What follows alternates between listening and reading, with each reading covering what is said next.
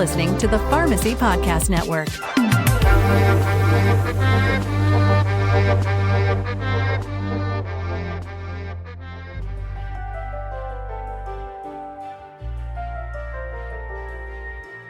Hello and welcome to the Holistic Pharmacy Podcast. I'm your host, Marina Buksov, and I'm a functional medicine pharmacist in New York. I'm also a clinical herbalist and an integrative health coach specializing in mindfulness and empowerment. I'm on a mission to transform the way we approach healthcare by bridging the wisdom of traditional medicine with modern practice. And in this podcast, I will be highlighting guests who do just that. I'm constantly inspired by them, and I know you will be as well. Hi, and welcome back to another episode of the Holistic Pharmacy Podcast. I have with me two amazing guests. We have Leah, Linder, and we have Pam, Conboy.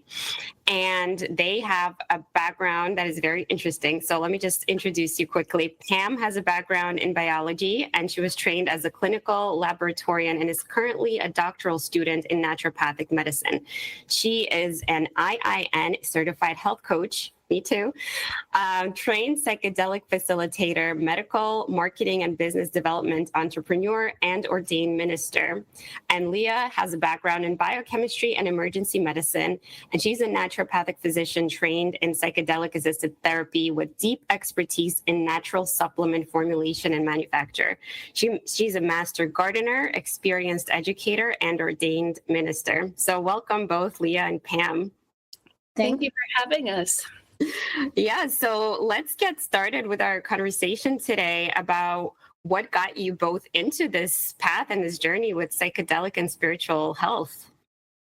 Yeah, absolutely. So I had first started utilizing psychedelics with some patients. And like you said, my background is as a naturopathic physician. And so we had all of the foundational diet, lifestyle, holistic practices on board. But I had in 1 week, 3 patients that came up to me and they're like, oh, I listened to this podcast, or I watched this documentary, or I read this book, and I really want to try microdosing. And, at that point, I was kind of more ignorant to the science behind, utilizing psilocybin as medicine.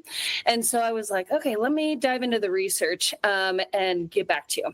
And the research was there. There's heaps of, studies on the benefits for depression and anxiety and PTSD and other mental health conditions, but even more recently on sleep and diabetes and fibromyalgia and chronic pain. I mean, there's just so much out there. And I was having lunch with Pam, and I was like, I had these patients that are, microdosing, and like incredible catalysts to their overall well-being, change, healthier relationships with alcohol, with their partners, having more productivity at work, feeling more aligned with their own spiritual path. And I was, like I said, having lunch with Pam, and I was like, we got to get this in the water. It feels like everybody could benefit from this. And Pam's light bulbs went off. So I'll let her finish that part of the story. So just maybe what a bit of information that's useful to the conversation is Leah and I work together at a professional nutritional supplement company together. So I was more on the marketing side. Leah started at tech support and then formulation. So we had a lot of the background about how nutritional supplements should be both developed, tested, packaged, the whole 9 yards. So that was nice having in the back pocket.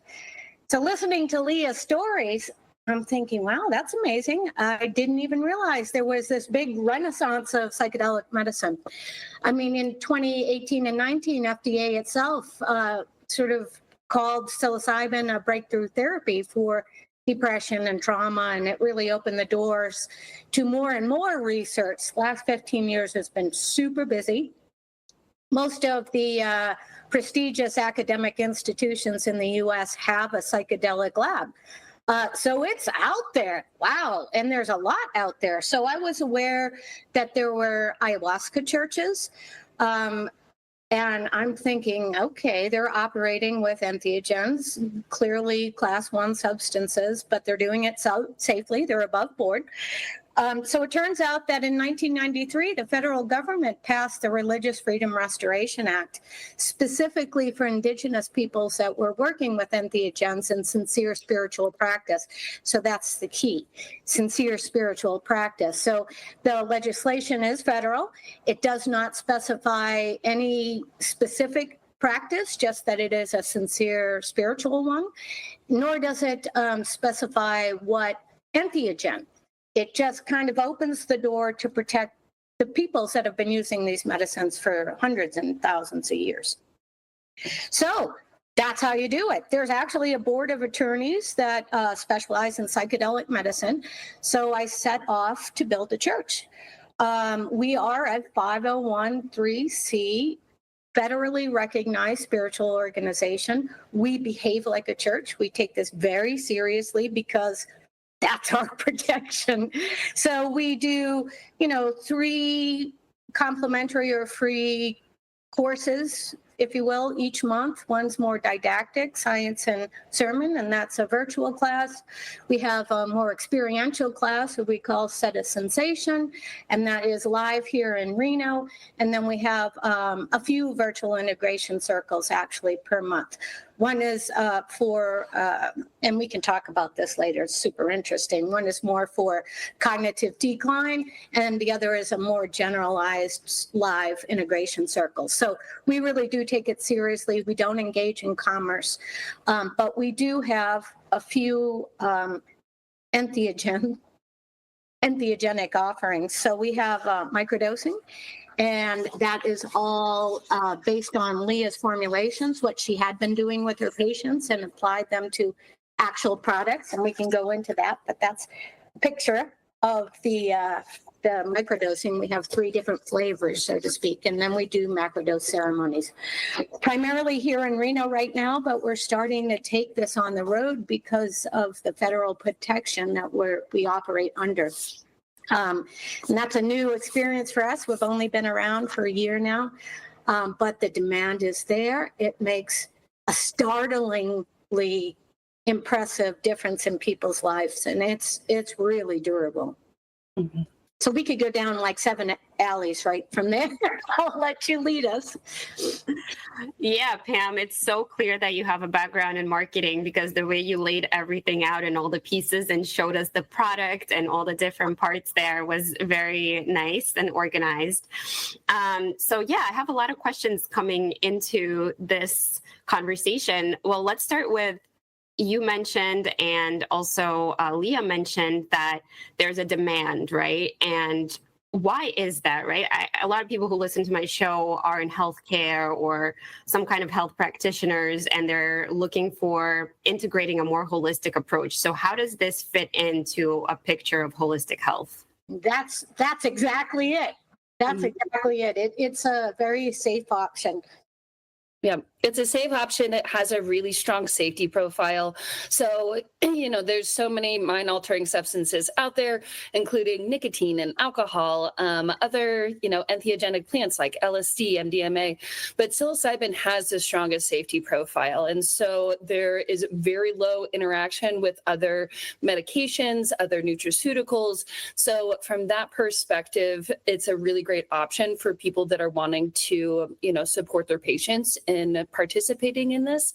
And the other thing is that it has a lot of durable changes from a neurochemical perspective in the brain. So psilocybin is converted into psilocin in the body, which acts as an agonist to the 5-HT2A serotonin receptors. And those are primarily located in the prefrontal cortex.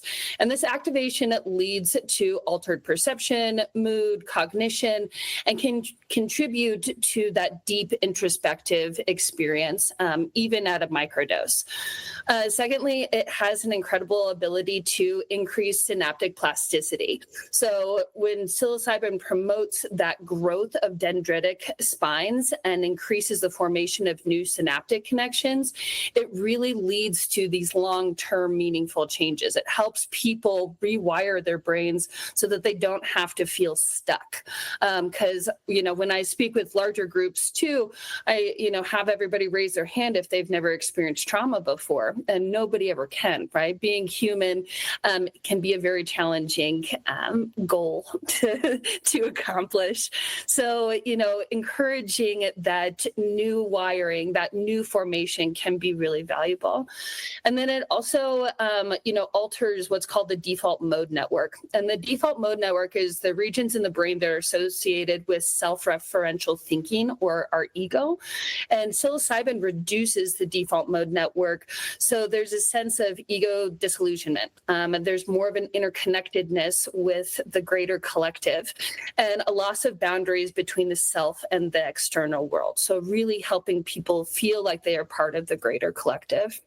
It also releases dopamine and oxytocin, so helping with that emotional processing, helping with addiction, and then also influences alpha brain waves. And this is especially in the prefrontal cortex, but it's linked to the breakdown of normal cognitive boundaries, allowing for like novel perception, novel connectedness, new ideas, new productivity. So there, it really is the flavor in the background. So yes, we have to have, we can't out supplement a bad diet and lack of exercise and lack of connection, but also, every ailment in the body has an emotional aspect to it. And so utilizing psilocybin can be an incredible catalyst for supporting people with that mental emotional connection to what else is going on in their body. So, and one of the other things, Marina, is, as you probably very well know, the use of SSRIs and other sort of psychiatric medicines is just off the charts. We're in a deep dive as far as a country, maybe worldwide. And these folks are getting parked on these medications for decades. It's kind of criminal, and a lot of them are looking to get off of that crutch, or it just stopped working altogether. We also have a lot of cognitive decline. And we had the great pleasure of being introduced to a neurologist here in our area early on when we're investigating how to get this done. And he worked at Johns Hopkins, so was very familiar with psychedelic medicines.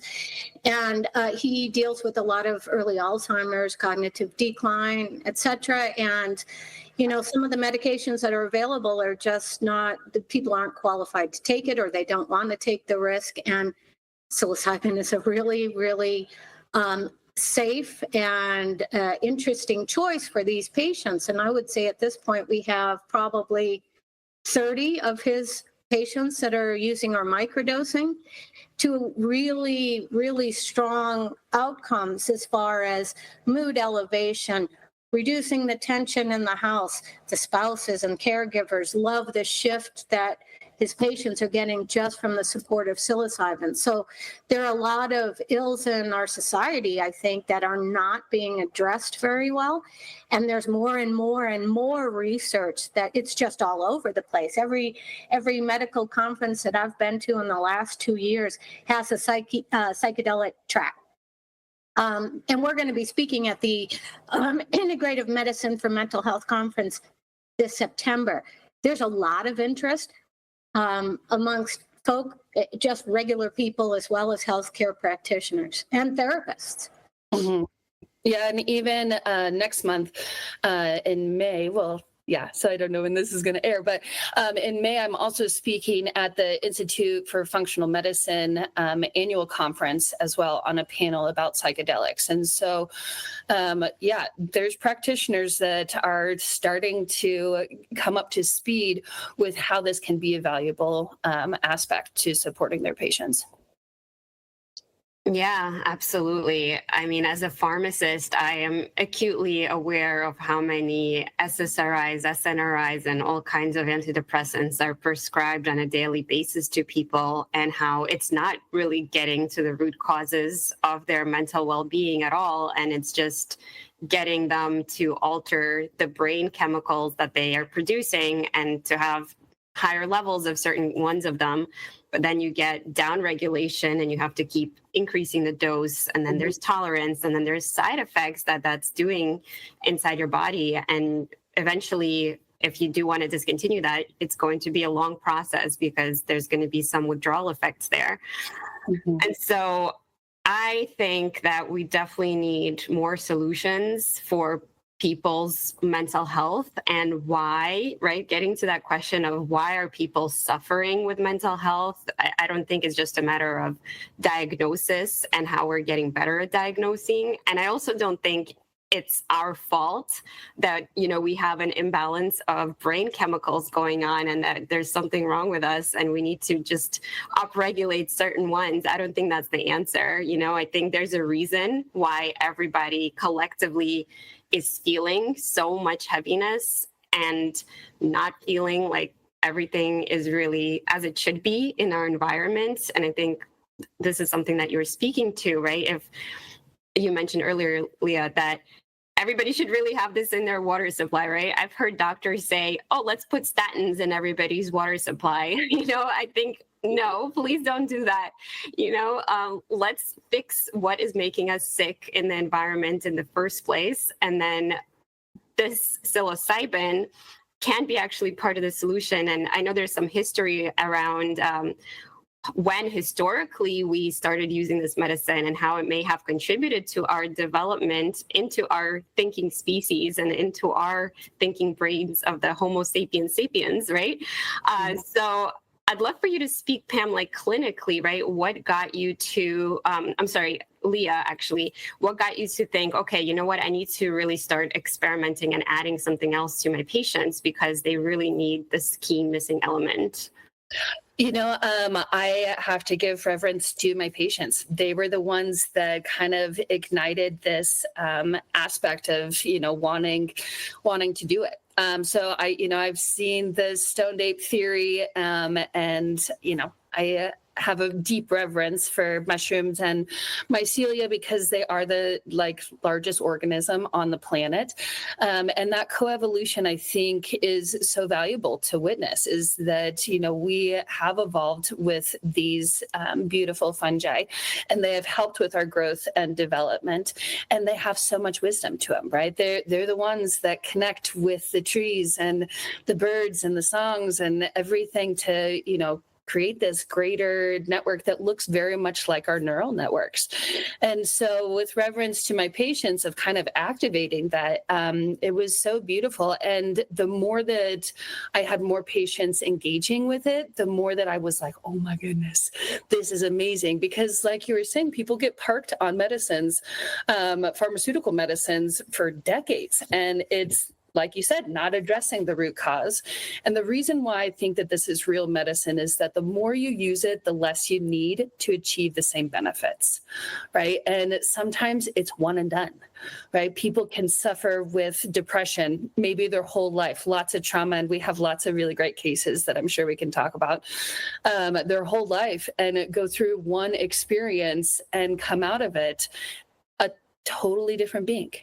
Right? They can really finally put down that trauma, put down that baggage. It doesn't mean that it goes away.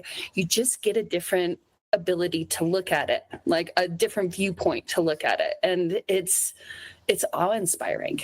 Truly, it's the most profound work that I've ever done in my life. And I've spent a lot of time in medicine. And again, I love natural medicine. I love root cause medicine. And this was one thing that wasn't being addressed by natural health or by, conventional medicine traditionally, is that mental health is something that, again, some people, talk therapy works really well. EMDR works really well. Sometimes pharmaceuticals are needed to kind of, wrench people out of the ditch. But really getting at that root cause and supporting people's wellness for the long term is the most rewarding part of it. Thank you. And how would you tell somebody who might be a clinician or a health practitioner that would be interested in researching this or even trying this for their patients, perhaps, like where does one get started and how does one do it safely? Yeah, so as I mentioned, we worked in the nutritional supplement space. So we know where to source organic materials, where you know where to do third-party testing. We actually, the microdosing is in capsules, and we have that done at, this was the universe giving us the go-ahead, at an FDA certified facility, a small contract manufacturer, which is an astonishing miracle. So it's the highest quality that you're going to get. We know what quality looks like in this space. So the safety is there. The way this sort of operates is that anyone that's interested in working with psilocybin with us needs to be a member of the Church of Seta Seminary. This costs nothing. It's just part of the protection mechanism. So we can all say that we're doing this in sincere spiritual practice. That's what we go back to, the RFRA legislation. So when we were first starting this whole enterprise, there's always a question of how do you market it? How do you do the outreach? You want to be responsible, but also get the information to the people that could really benefit and try to avoid the people that are looking to buy a bag of drugs, because that's not what we do. So we've been really working grassroots, started local and are kind of spreading out. As I mentioned, I've been to a handful of medical conferences in the last 2 years, and there's a deep interest. And once we get into the conversation, even if I'm there for a different reason, I have mushrooms on the back of my phone. So people say, oh, that's cool. Oh, let me tell you the story about the mushrooms. So actually this year, because we've had so much interest, we are planning to, if there's enough demand, to offer ceremonies ahead of and to follow some key integrative conferences.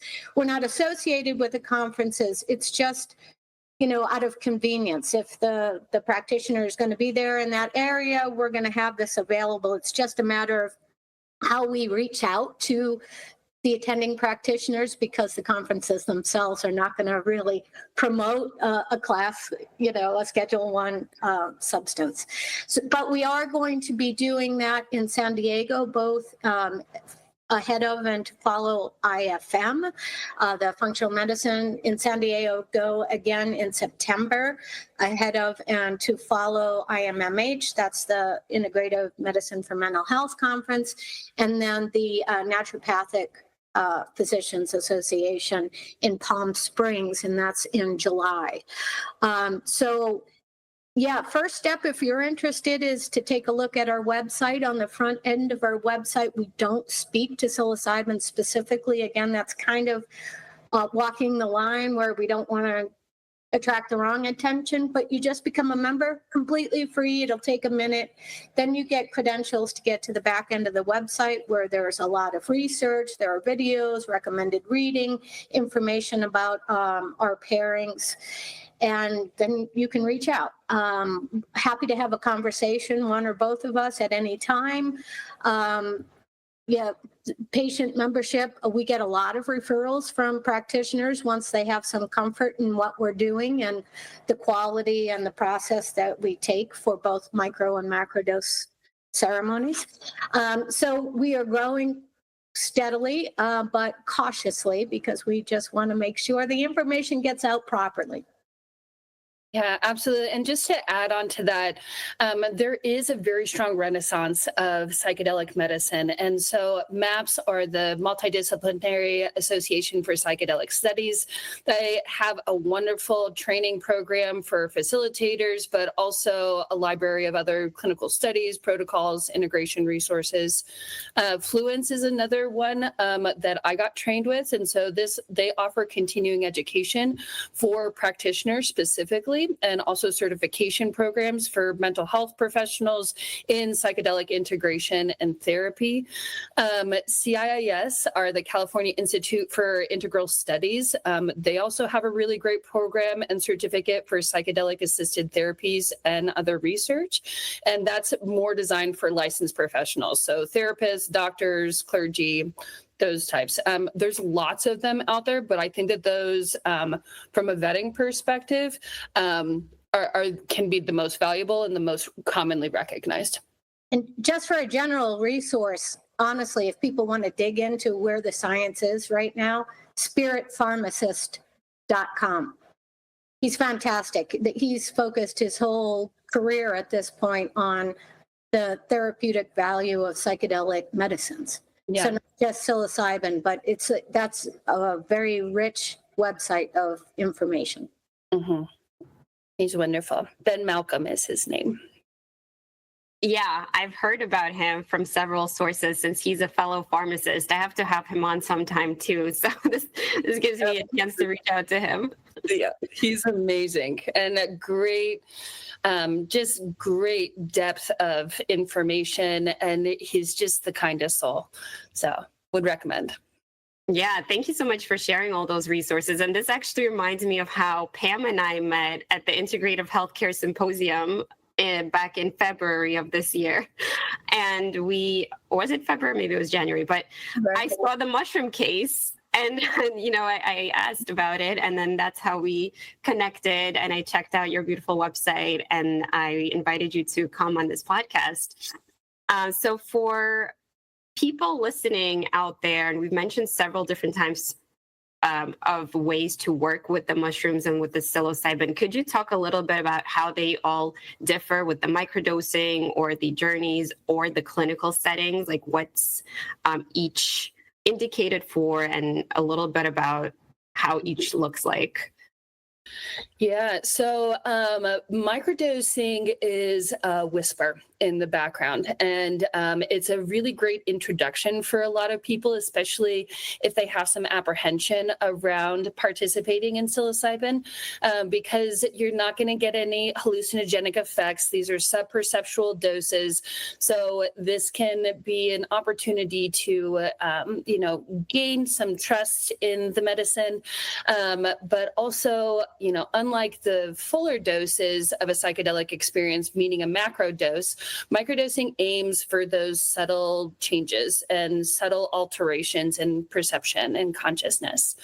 Now, that can be really great for a lot of people, especially even healthcare providers, or the busy moms or the, busy executives and whatnot, just to utilize it as a calming force, more creativity, more alignment with, who they are as an individual. And then also in macrodosing, these are much stronger doses. So microdosing is generally between 0.1 and 0.5 milligrams. Macrodosing is more... That's whole mushrooms, just to be clear, because sometimes you'll see research that are the small molecule. Yeah, so whole mushrooms. Thank you, Pam. And then macrodosing is generally between 3 and 7 grams in there. And these are much more associated for people that need a stronger shakeup, right? The people that have been stuck for a really long time really want to shift their perception. It's kind of like that big catalyst where you kind of get a little rocket to your new self. So those are kind of the differentiations between the microdose and then the macrodose. And then as far as go ahead. And then as far as a clinical setting, there's different ways to participate in this. We like to call more free range journeying. And then there's also the clinical setting with the eye mask and the, earphones on board. Now, that is much more associated with clinical research. And like Pam was saying, those are small molecules and not whole mushrooms.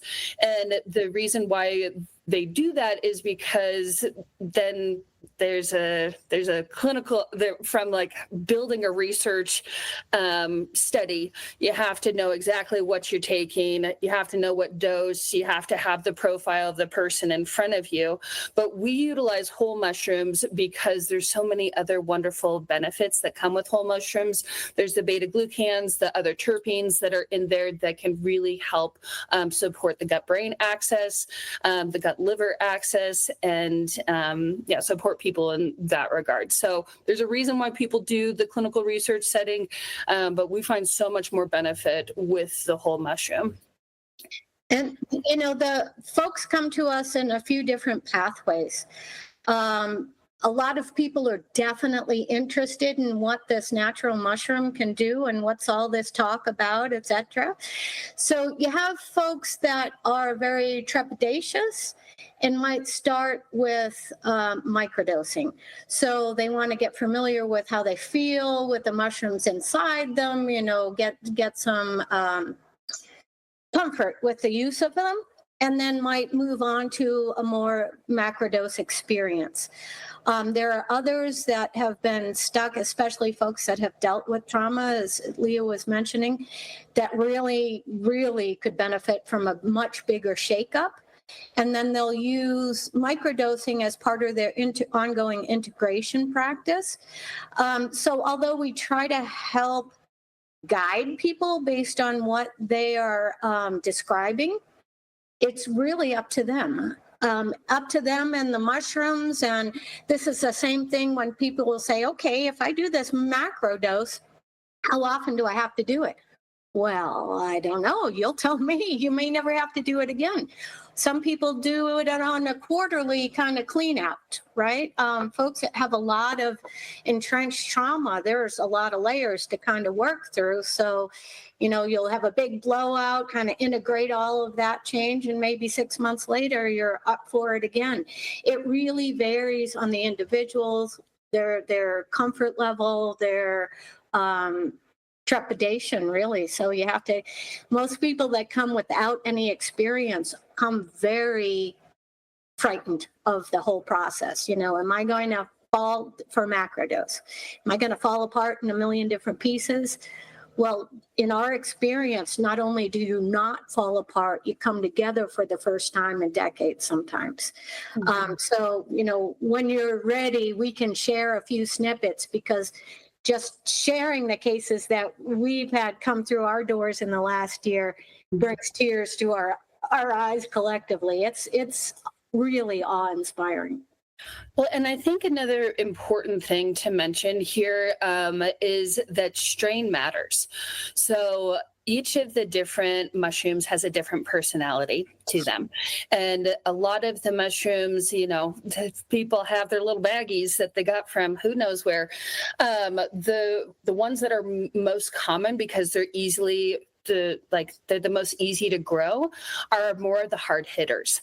So they are harder on the psyche, harder on that emotional process, can really give people a more tough journey.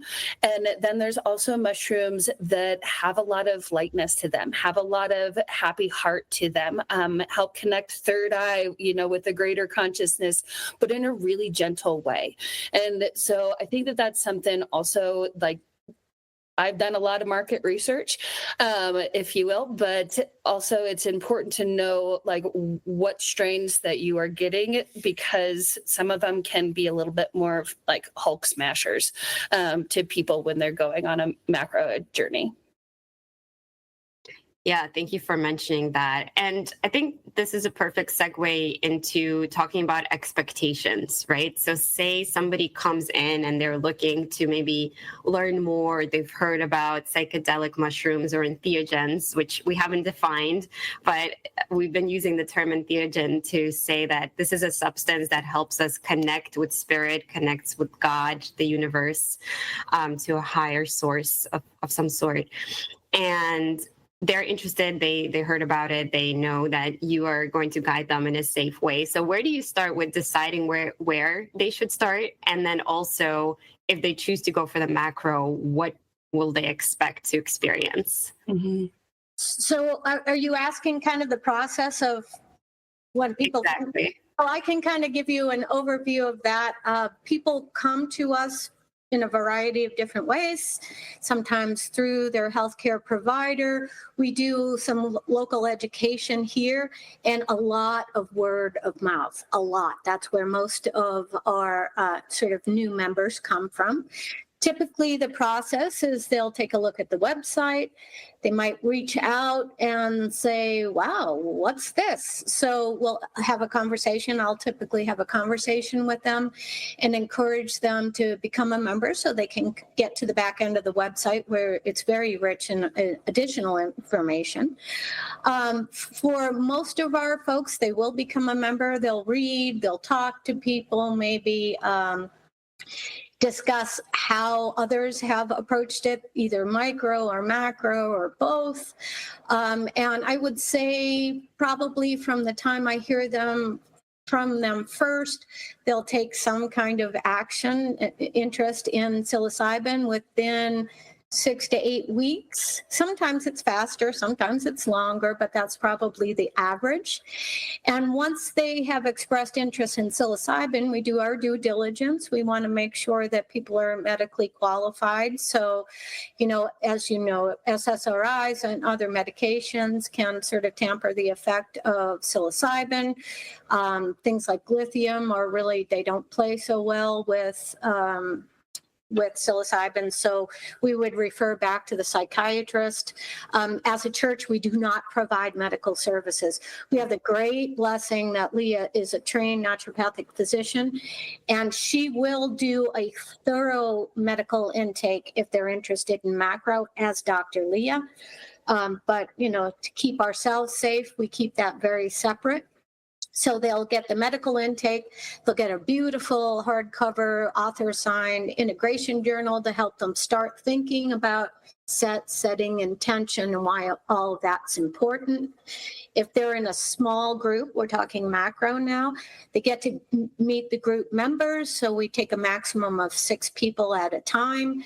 The dosage for a small group is 2 to 3 grams of whole mushrooms. So that is definitely a psychedelic journey. But if you want to go much deeper, like the 5 to 7 gram land, we'll take that solo, 1 person at a time, occasionally 2, because you just don't know what's going to come up with a much bigger, more intense journey.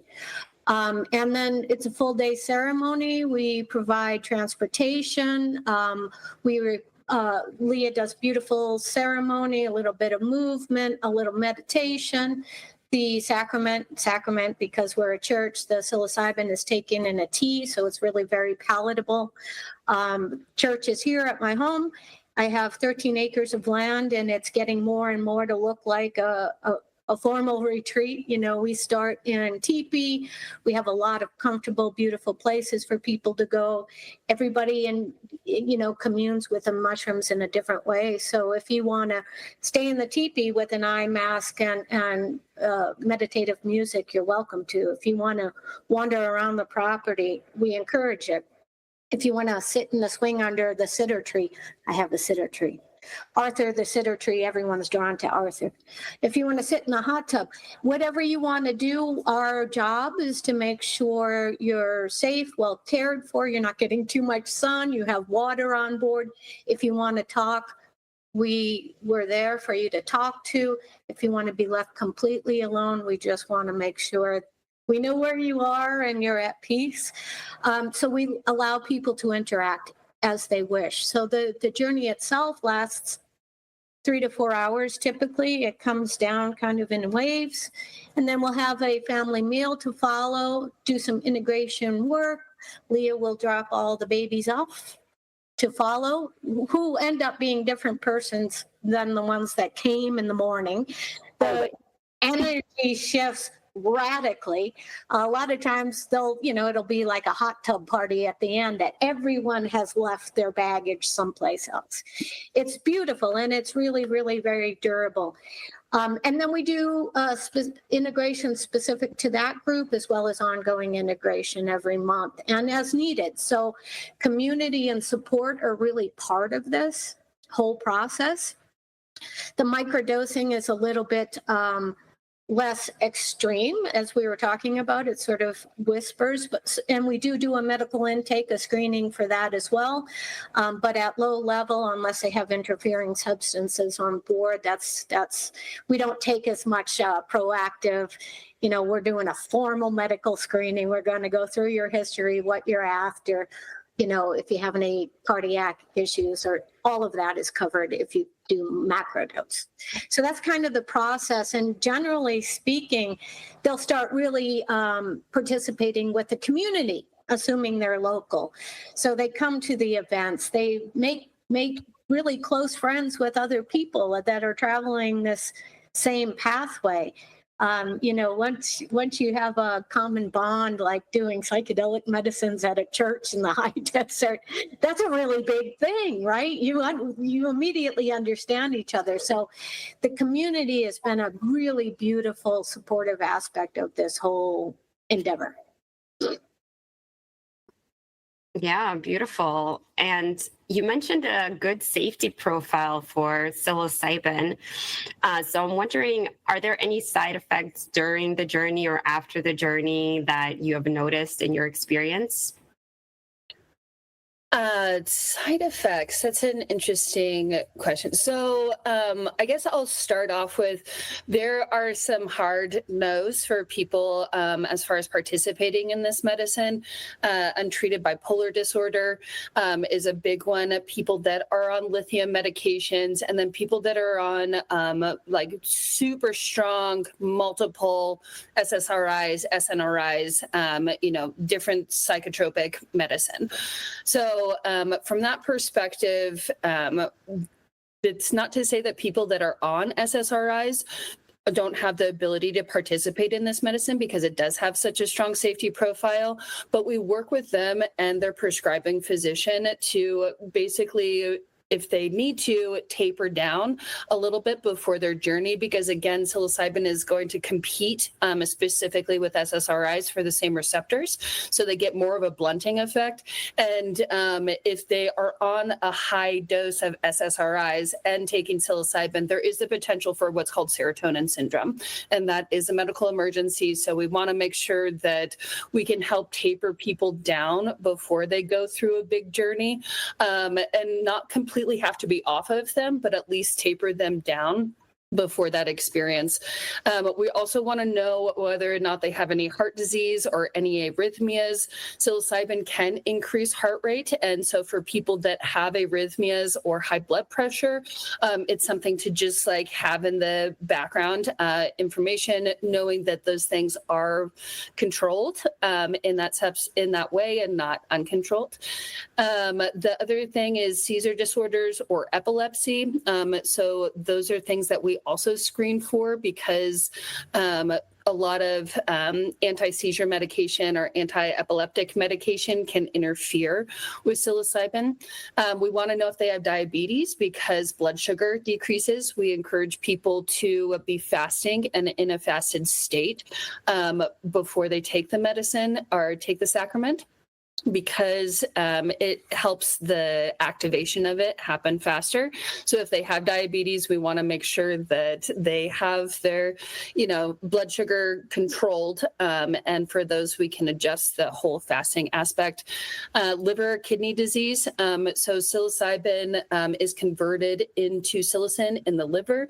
So liver disease is specifically non-alcoholic fatty liver disease, any cirrhosis, any infective agent on board is something to pay attention to. Kidney disease, it's a water-soluble nutrient, and so want to make sure that they're able to excrete it. Anyways, there's a whole list that we can continue to rally through this, but also knowing what their psychiatric history is. So if we think about potential side effects, again, strain matters. And so a lot of people on certain strains will have a harder time emotionally and have that, more of an emotional break, have a harder time going through it.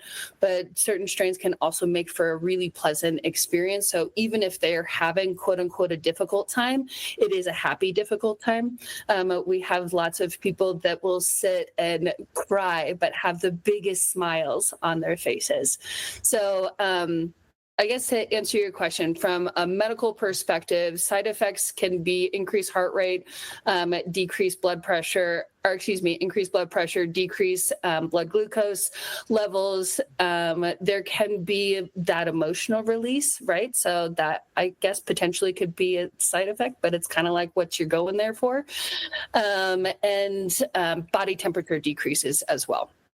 So the one other thing that's a small side effect that's easily addressed is nausea. The chitin in the mushrooms can make folks nauseous. It's really common with women, especially older women like myself.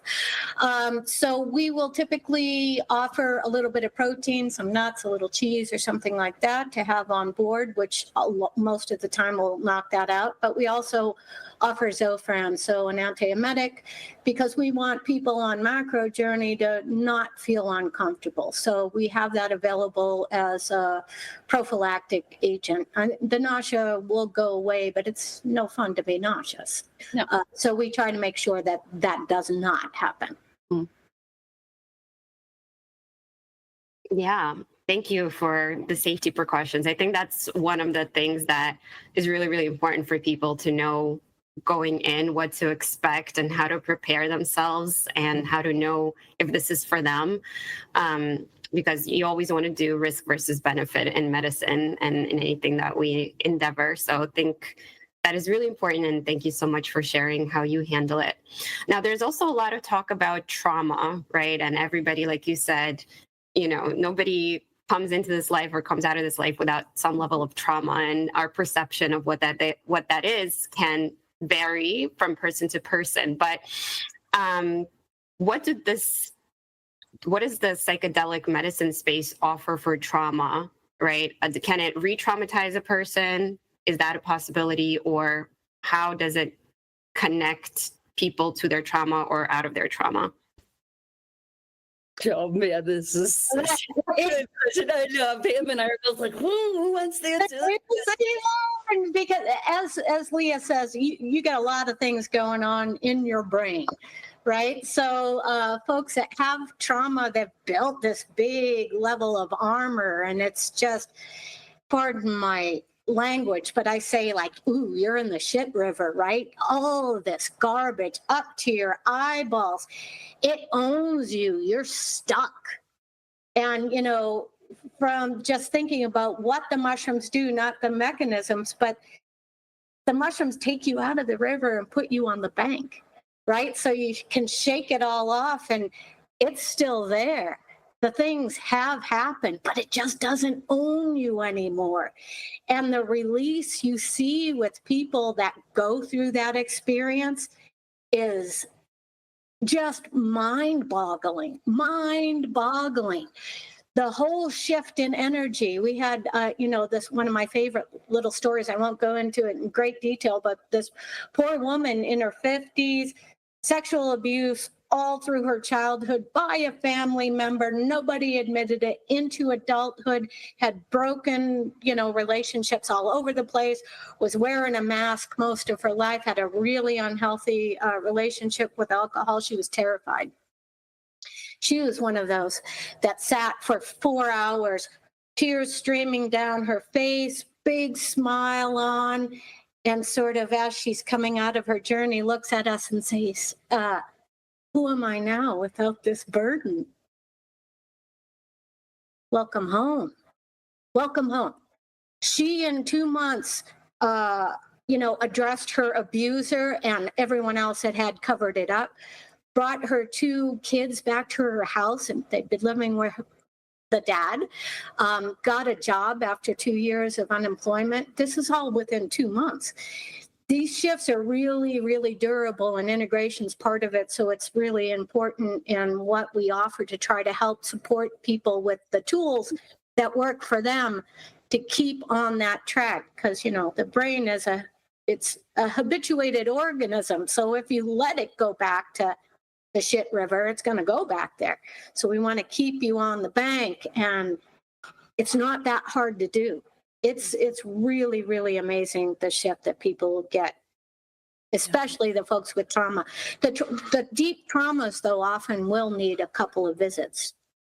Well, and so that's the other thing, just to mention that, is that if you do need to get back in the river and need to, go a little bit further downstream and continue to unpack those layers, this medicine can, give you the tools to make a boat so that you're not getting back in the river, back up to your eyeballs. You actually have a vessel now where you can continue to go downriver and view this beautiful, shit river, if you will, but not be in it. And then find another bank, right? Find another eddy, find another pull-out space on your next journey so that you can look at it from a different perspective, look at it from a little bit further on down through the journey of what those layers are. Wow. Well, Pam and Leah, those are absolutely brilliant analogies, and I've absolutely loved this conversation. And if you have just one more minute, I'd love to do a rapid fire round with you. Please, fire away. All right. So question number one, I always ask this of everybody. What's the number one thing that you would recommend somebody do to improve their quality of life right now? Sleep. Yeah. I would say take a deep breath. Or 5 deep breaths. Great option. Movement. Great option. Great option. Okay. Question number two. What's something that you wish more people knew about psychedelic medicine? That it's not scary. That it's not outside of yourself. It helps you reconnect with who you really are. Beautiful. Now, question three is a fun one. What's a fun hobby that each of you have, or maybe something surprising that most people don't know about you? Ooh, I'm a vermiculturist, so I raise worms. That's different. So fun. I tend to be a workaholic, but I would say a fun hobby I don't do too much of anymore, but jumping out of airplanes. Ooh, all right. You guys probably take the top of anybody I've ever asked that question to. All right, beautiful. So I'd love for you to tell our audience how to get in touch with you, any special offers that you have going on, and how to connect further. Website's the first and best option. So it's setasseminary.org. That's SETAS seminary.org. That, as I mentioned, if you want to kind of do a deep dive into the research and the resources and the whatnot, just become a member. That's absolutely free. We're going to share with you a little ebook that I put together that gives some background on research, clinical studies, some of our outcomes, and how to connect with us. If you're, local to Reno, you'll see us around. We make the rounds quite often. But even if you're not, we do have virtual events, and we're always available to have discussions and answer any questions at all. Absolutely. You can also follow us on social media. So it's at setas.seminary. So come find us on social media.